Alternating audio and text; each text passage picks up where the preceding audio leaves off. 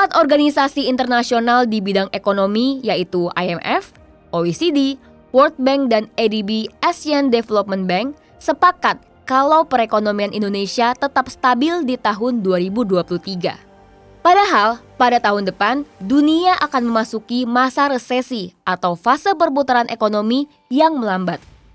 Fenomena ini menjadi momok menakutkan bagi negara-negara di dunia sehingga momentum tahun 2023 sering disebut sebagai tahun kegelapan. Katanya era kegelapan. Iya, dunia disebut masuk dalam dark era pada tahun 2023 mendatang karena efek dari krisis ekonomi global.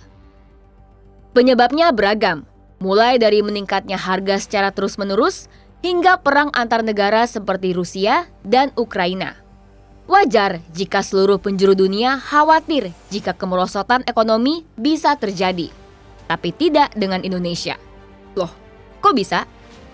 Hal ini karena perekonomian Indonesia tumbuh sehat di sepanjang 2022, dan itu melanjutkan tren positif di tahun 2021. Dampak buruk pandemi COVID-19 sudah berlalu. Kondisi perekonomian sudah dalam posisi normal. Bahkan sudah 7-8% di atas kondisi pra-COVID pada tahun 2019. Data yang dirilis BPS Senin 7 November lalu mengonfirmasikan kabar baik ini. Perekonomian Republik Indonesia tumbuh 5,72% di kuartal 3 tahun 2022 ini. Capaian yang tentu menggembirakan di tengah situasi ekonomi global yang sedang murung ini. Meski demikian, Indef memprediksi jika pada kuartal keempat, pertumbuhan ekonomi nasional sedikit menurun, yaitu mencapai 5,3%.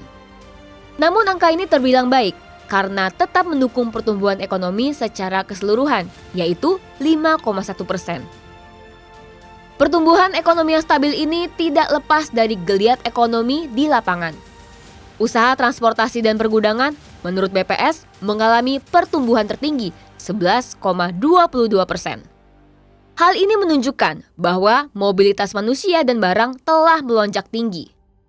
Usaha perdagangan tumbuh 5,35%. Semuanya diukur dari perbandingan dengan kuartal yang sama tahun lalu atau year on year. Kondisi ini juga terkonfirmasi di lapangan. Konsumsi masyarakat meningkat, tumbuh 5,39%. Makin banyak warga belanja ke pasar, nongkrong di warung kopi, janjian di mal, atau sebagian lain beli ini itu lewat transaksi online. Apalagi di kuartal keempat ini, antusiasme masyarakat menyambut Natal dan Tahun Baru juga berdampak signifikan pada perekonomian nasional. Terlihat dari nilai belanja masyarakat yang mencapai angka 157,8 atau lebih tinggi dibandingkan bulan November, yaitu 154,8.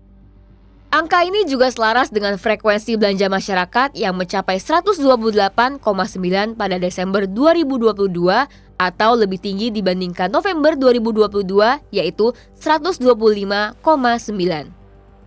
Jadi nggak heran dong kalau optimisme tetap terjaga meski katanya kita akan masuk ke dalam gelapnya resesi tahun 2023 mendatang. Buktinya, daya beli masyarakat masih stabil di kuartal 4 tahun 2022 ini.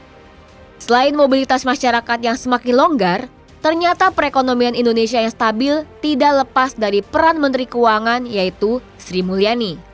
Kejeliannya melihat peluang terlihat dari pergerakannya yang gesit untuk memaksimalkan penerimaan pajak. Tercatat, penerimaan pajak sepanjang Januari sampai September 2022 mencapai 1.310,5 triliun rupiah. Angka ini sekaligus menunjukkan kalau penerimaan pajak nasional cukup kuat atau tumbuh 54,2%. Tidak hanya itu, upaya Sri Mulyani untuk memaksimalkan pajak ini sangat membantu negara terutama menjelang resesi tahun 2023 mendatang.